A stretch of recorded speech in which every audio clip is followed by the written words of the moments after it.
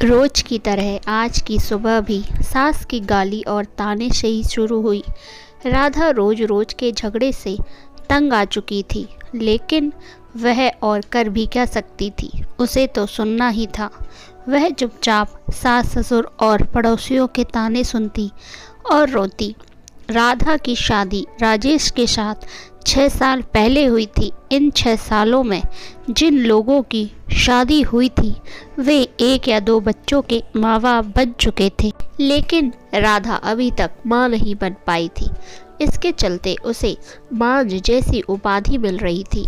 राह चलती औरतें भी राधा को तरह तरह के ताने देती थी और मांझ कहकर चढ़ाती थी। राधा को ये सब बहुत खराब लगता था, लेकिन वह किस किस का मुंह बंद करती। आखिर वे लोग भी तो ठीक ही कहते हैं। राधा सोचती, मैं क्या करूं, अपना इलाज तो करा रही हूं।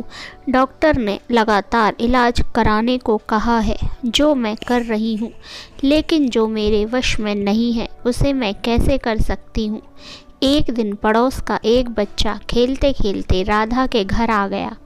बच्चे को देखकर राधा ने उसे अपनी गोद में बिठा लिया और उसे प्यार करने लगी। जब सास ने राधा को दूसरे के बच्चे को प्यार करते देखा तो वह बिखर गई।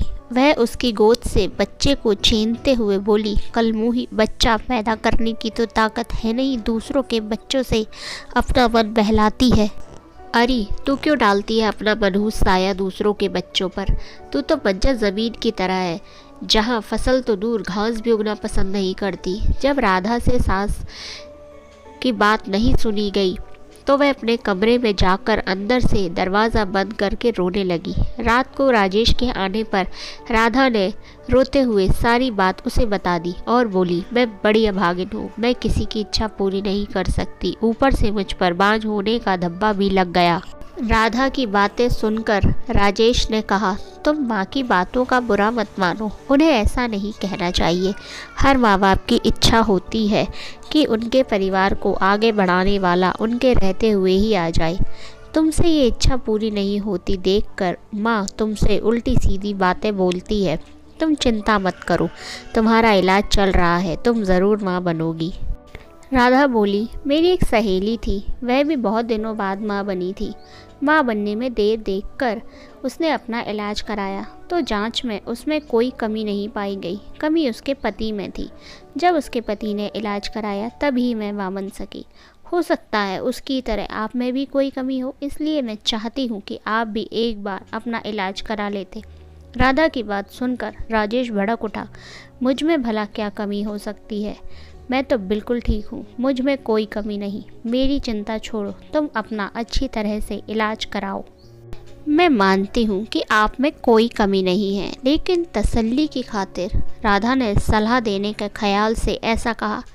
लेकिन राजेश ने उसकी बात को बीच में ही काट दिया। नहीं राधा, तसल्ली वगैरह कुछ नहीं, मैंने कहा ना कि मुझ में कोई कमी नहीं है। राजेश ने उसे डांट दिया। पति के भड़के मिजाज को देखकर राधा चुप रहना ही उचित समझा। शहर के बड़े से बड़े डॉक्टर से उसका इलाज हुआ, फिर भी उसकी कोख सूनी ही रही। डॉक्टर ने जांच के दौरान उसमें कोई कमी नहीं पाई। डॉक्टर, देखो राधा, रिपोर्ट देखने के बाद तुम में कोई कमी नज़र नहीं आती। शायद तुम्हारे पति में कोई कमी होगी, तुम एक बार उसे भी इलाज के लिए सलाह दो। डॉक्टर ने उसे समझाया। अब राधा को पूरा भरोसा हो गया था कि उसमें कोई कमी नहीं है। माँ बनने के लिए कभी उसके पति में ही है, लेकिन उसे कौन समझाए। उसे राजेश के गुस्से से बहुत डर लगता था। कुछ देर बाद राजेश के घर उसकी बहन रीता और जीजाजी रहने आए। रीता की शादी को भी 4 साल हो चुके थे, लेकिन अभी भी उसकी कोई औलाद नहीं थी। रीता ने अपनी भाभी को बताया कि उसके पति का ट्रीटमेंट चल रहा है। डॉक्टर ने बोला जल्द ही वे दोनों माँ बाप बन जाएंगे। राधा ने सारी बात अपने पति को बताई। बहन की तकलीफ़ देखकर उसे यह एहसास हुआ कि कमी हमेशा औरत में नहीं होती।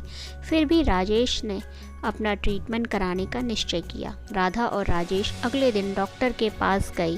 डॉक्टर ने राजेश का ट्रीटमेंट शुरू किया और कुछ महीने बाद ही उन्हें माँ बाप बनने की खुशी मिली।